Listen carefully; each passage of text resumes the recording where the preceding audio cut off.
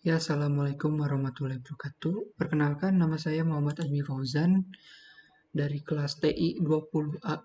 Saya di sini akan menjelaskan tentang hukum menyebar berita hoaks dalam Islam. Di sini saya akan menjelaskan pada masa sekarang ini ketika arus informasi demikian mudahnya, seringkali tanpa berpikir panjang kita langsung menyebarkan atau men-share semua informasi dan informasi yang kita terima yang berhubungan dengan sikap fanatik yang dianjurkan oleh agama Islam.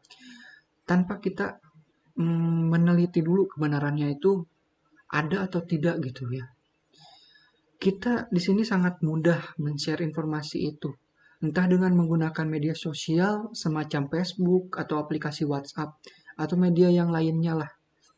Akibatnya di sini akan sering muncul berbagai macam kerusakan seperti kekacauan, fitnah dalam Islam, provokasi, ketakutan, atau kebingungan di tengah-tengah masyarakat akibat penyebaran informasi semacam ini.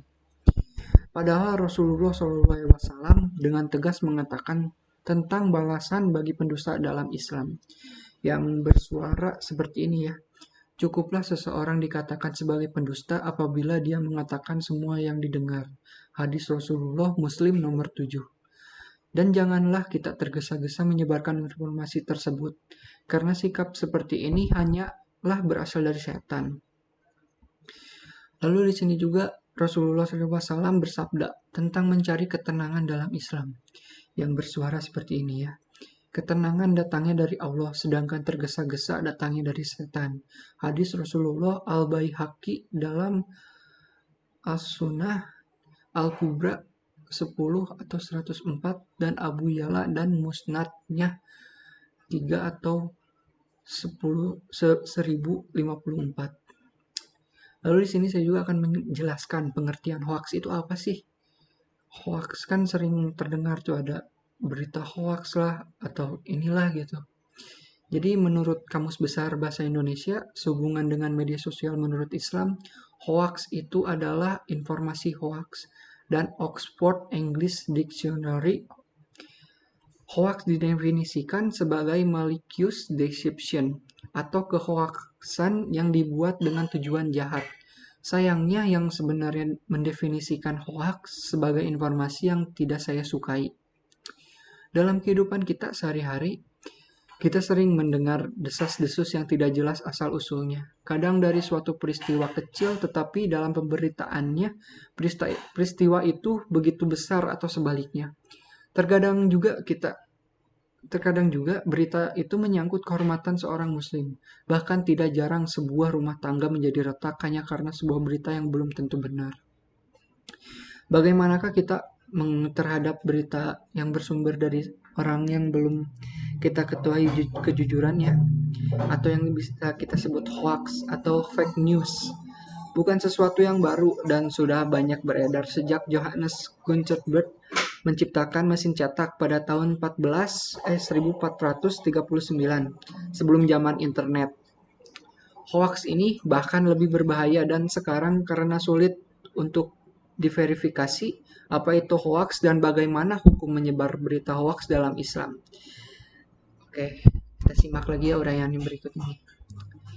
Lalu di sini ada juga hoax dalam kehidupan sehari-hari.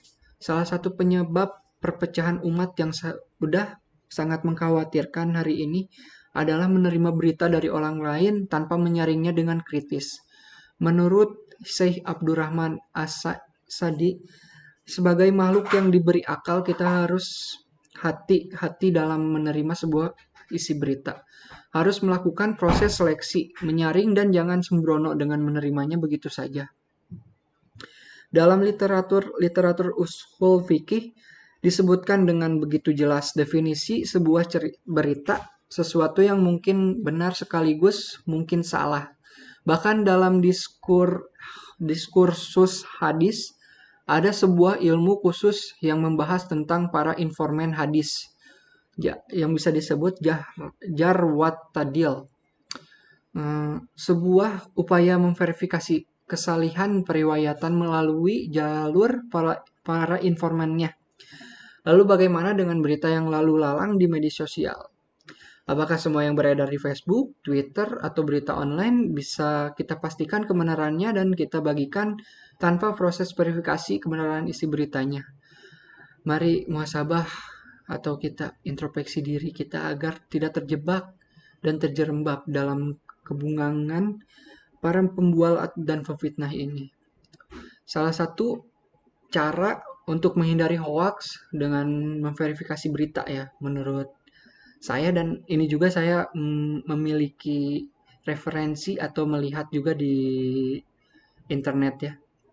Insya Allah dan ini tidak hoax juga. Yang pertama, di sini periksalah kebenaran sebuah informasi dengan cermat.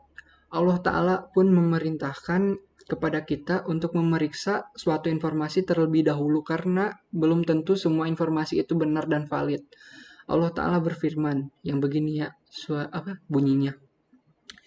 Wahai orang yang beriman, jika datang kepadamu orang fasik membawa suatu informasi, maka periksalah dengan teliti, agar kamu tidak menimpakan suatu musibah kepada suatu kaum tanpa mengetahui keadaannya, yang menyebabkan kamu menyesal atas perbuatanmu itu. Quran Surat Al-Hujurat ayat 49. Allah Ta'ala memerintahkan kita untuk memeriksa suatu informasi dengan teliti, yaitu mencari bukti-bukti kebenaran informasi tersebut. Hal ini bisa dilakukan dengan menelusuri sumber informasi atau bertanya kepada orang yang lebih mengetahui hal itu. Jadi sudah jelas juga ya, dalam surat Al-Quran juga kita harus dapat kritislah menerima sebuah berita yang belum tentu benar kebenarannya gitu. Jangan sampai kita jadi terpancing untuk menyebarluaskan juga atau malah menambah-nambahkan. Itu sangat berbahaya sekali ya. Oleh karena itu, sungguh kita sangat perlu memperhatikan ayat ini ya. Suatu zaman di mana kita mudah untuk men-share suatu link informasi, entah informasi dari status Facebook teman, entah informasi online, dan sejenisnya. Lebih-lebih jika informasi tersebut berkaitan dengan kehormatan saudara muslim atau informasi yang menyangkut kepentingan masyarakat secara luas. Betapa sangat bahayanya ini ya, berita hoax ini. Lalu suatu informasi yang dengan cepat menjadi viral di media sosial di-share oleh ribuan netizen, namun belakangan diketahui bahwa informasi tersebut tidak benar. Sayangnya klarifikasi atas informasi yang salah tersebut justru sepi dari verinformasian. Ya ketika ada berita yang belum tentu kebenarannya langsung disebarluaskan dan itu sangat cepat sekali ya menyebarluasnya.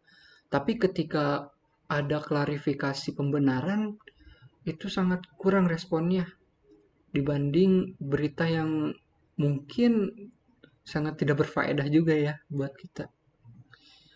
Lalu di sini ada hukuman bagi yang sembarangan menyebar informasi atau berita hoax ini. Bagi kita yang suka asal dan tergesa-gesa dalam menyebarkan informasi, maka hukuman di akhirat kelak telah menanti kita. Dari Samurah bin Jundub radhiyallahu anhu bahwa Rasulullah SAW menceritakan mimpi beliau yang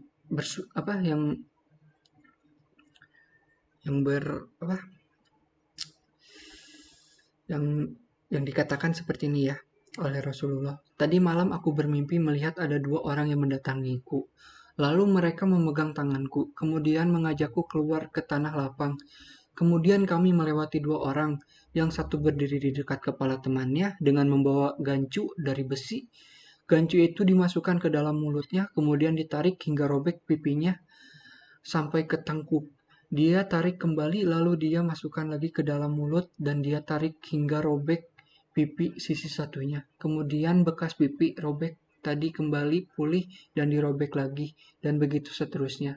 Di akhir hadis Rasulullah SAW mendapat penjelasan dari malaikat apa maksud kejadian yang beliau lihat.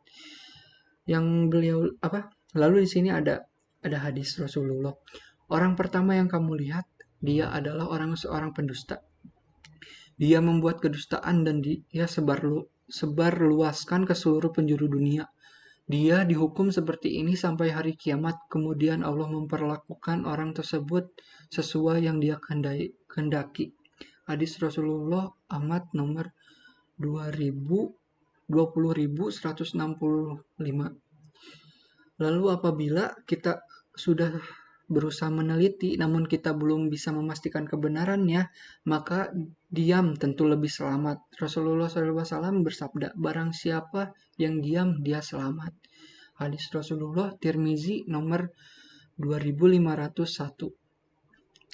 Ya begitu ya, mungkin itu hanya gambaran saja untuk balasan siapapun itu yang pernah atau yang sering menyebarluaskan berita hoax, dan itu bisa merugikan banyak orang dan balasannya pun menyeramkan ya teman-teman. Lalu di sini ada bertanyalah, adakah manfaat menyebar suatu informasi tertentu? Ya di sini saya akan juga membahas tentang manfaatnya. Ada manfaatnya apakah tidak? Di sini lalu apabila kita sudah memastikan kebenarannya, apakah informasi tersebut akan kita sebarkan begitu saja? Jawabannya tentu saja tidak. Akan tetapi kita lihat terlebih dahulu apakah ada manfaat dari menyebarkan informasi ini yang terbukti benar atau tidaknya. Jika tidak ada manfaatnya atau bahkan justru berpotensi menimbulkan salah paham, keresahan, atau kekacauan di tengah-tengah masyarakat, dan hal-hal yang tidak diinginkan lainnya, maka hendaknya tidak langsung disebarkan, atau kita memilih diam saja, atau minimal menunggu waktu dan kondisi yang tepat. Lalu di sini ada hadis Rasulullah SAW bersabda, barang siapa beriman kepada Allah dan hari akhir, hendaklah berkata yang baik atau diam. Hadis Rasulullah Bukhari nomor 6018 dan Muslim nomor 74. Ya, mungkin ketika kita memiliki informasi atau berita-berita yang belum tentu kebenarannya ada, ataupun mungkin kebenarannya sudah ada tapi tidak ada manfaatnya, lebih baik saja kita diam. Karena mungkin kalau benar pun adanya tapi tidak ada manfaatnya, untuk apa gitu? Yang jelasnya pasti merugikan juga dan pasti akan menimbulkan kekacauan lah, seperti tadi yang saya bicarakan ya. Lalu di sini ada juga larangan menyebarkan berita hoaks dalam Islam. Rasulullah SAW pernah melarang Mu'adz bin Jamal radhiyallahu anhu untuk menyebarkan ilmu yang dia peroleh karena khawatir akan menimbulkan salah paham di tengah-tengah kaum muslimin. Diriwayatkan dari Mu'adz bin Jabal radhiyallahu anhu, Rasulullah SAW bersabda kepadaku, wahai Mu'adz, apakah kamu tahu apa hak Allah yang wajib dipenuhi oleh para hamba dan apa hak hamba yang wajib dipenuhi oleh Allah? Dia menjawabnya, Allah dan Rasul-Nya yang lebih mengetahui. Beliau pun bersabda, hak Allah yang wajib dipenuhi oleh para hambanya ialah supaya mereka beribadah kepadanya saja, dan tidak berbuat syirik sedikit pun kepadanya. Adapun hak hamba yang wajib dipenuhi oleh Allah adalah Allah tidak akan mengazab mereka yang tidak berbuat syirik kepadanya. Lalu Mu'adz berkata, wahai Rasulullah, bagaimana kalau aku mengabarkan informasi gembira ini kepada banyak orang? Rasulullah menjawab, jangan, nanti mereka bisa bersandar. Hadis Rasulullah Bukhari nomor 2856 dan Muslim nomor 154. Mari kita perhatikan baik-baik hadis ini ya teman-teman.